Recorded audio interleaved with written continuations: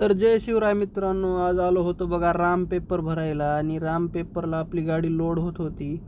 गाडी लोड झाली, नंतर आलो बघा आपल्या शुक्ला साहेबापुढे पेपर घ्यायला. शुक्लाने पेपर वगैरे दिले आणि निघालो तिथून बघा असं बंग बंग निघालो.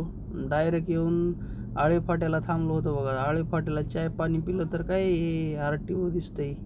RTOला संतोष बांगरची आठवण काढल्यावर RTOने आपल्याला काय हात दाखवला नाही.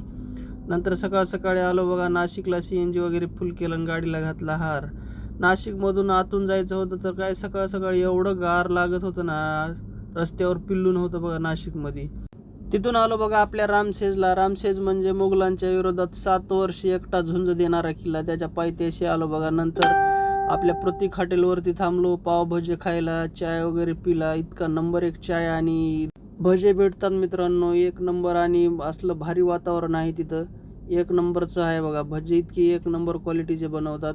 नंतर भजे वगैरे खाऊन दाखवलं बघा करंजळीतला तुम्हाला हे दृश्य. करंजळीत आपल्या महाराष्ट्र शासनाने खड्डे बुजवायच्या जागी व आपल्या काय त्या मुरुम टाकला आहे त्याचा. एवढा धुरळा होते मित्रांनो काय सांगायचं, गाडीवाले अक्षरशः परेशान होतात. नंतर आलो बघा महाराष्ट्र बॉर्डर पास केलं.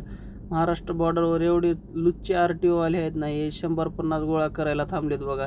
सगळं बंद झालंय बॉर्डर वगैरे, तरी पण हे अनलिगल चालू आहे. नंतर एवढं भारी कमळाचं तळं दिसलं बघा. कमळाची फुलं लई मस्त एक गाडीत आणून ठेवलं बघा. एक गुजरात म्हणलं की सगळं कमळच आहे, तुम्हाला तर माहीत आहे.